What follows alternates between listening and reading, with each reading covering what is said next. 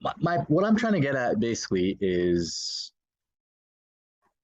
say I'm the perspective of someone who's I never got a PhD. Mhm. I'm a customer of academic composition, and I'm trying to figure out, because you have a PhD. So I'm like, oh, okay, let's see if it makes sense for me to get a PhD, because these people are just Mhm. constantly, trying to get more degrees. So what I'm trying to figure out is, how did you come to the logic to get a PhD? And then once you have your PhD, what are your, I guess, career options? And then why, I sort of, what are you doing now? And then why didn't you go in the other trees? And then what are you doing now? And then sort of, what is your like goal? Like before you die, if you were to finish some work, what, as a geneticist, you probably want to contribute in some way, some Mhm. project. So I guess I'm sort of trying to figure out, you know, as a third party, like the journey and the logic. Yeah. So that's a good point. My initial thought was I wanted to become a biology professor or biochemistry professor. So I never really considered the non-academic alternative. I just wanted to, for me, it was clear I wanted to go to research, and so it didn't really matter what I did. Anything that I had fun with could be good research. So I was going there. You just Um, wanted to study weird, cool things, basically. yeah, exactly. And so, but you are working, you're studying biochemistry. That's what I did, 5 years. Then I did a PhD in Germany, it's an additional 3 to 4 years. Then I did a postdoc and then add 3 years. So you're basically doing 10 years of schoolwork, and you are going to be a completely different position, a different person with 30 years than you were with 20 years. So the person who started to do that journey is not the same that came to the conclusion, what should I do now, right? And I didn't realize that at the time.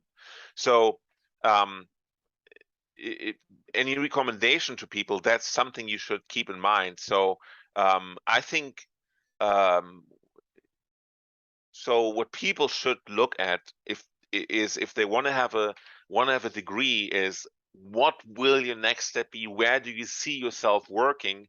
How much money do you need per month to make a good living? Because you can always do if you want to be a scientist, you can always do things on your own. You can have a little hobby lab in your garage.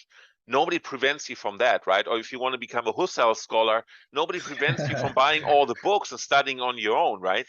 Uh, Um, I think you should really also look at what your skills are, not just what your passion is. What are you good at? What is something that can give you money from that?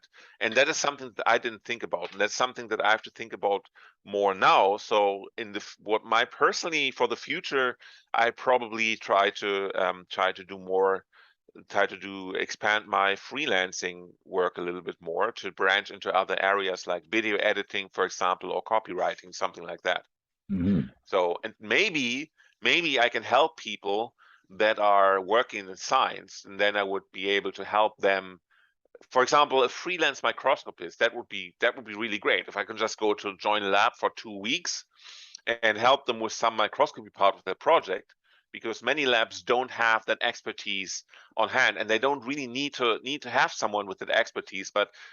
To but the reviewers told them in this paper you need to have some microscopy. So how do they do that then? So they could hire a freelance microscoper, for example. That's something I could do, right?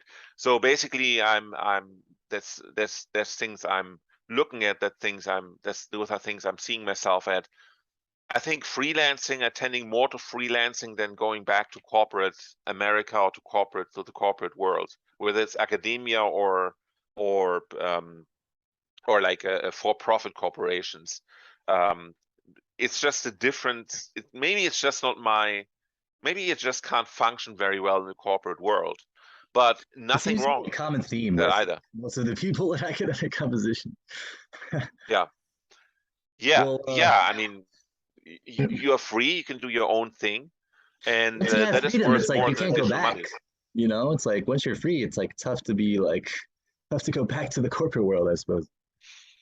Yeah, it's a mindset switch that you have to do, right? Now then somebody all of a sudden is there and you have to ask them for permission to take a day off next week or something like that. Um, but I think there is a way back if you have been a freelancer and you want to go back for a year or so to corporate America. If you want to make more contacts, for example, if you want to have more contacts in your area, then area of expertise, maybe it's a good idea to be in a company for a couple of months or a year or so, because then you can make contacts in person, and then add that to your company that you want to start. For example, I could see Right. that. What's But okay? going to a company just for this, like, go company, stay there for a while, have a house, marry, have kids, and then retire, that model doesn't work anymore.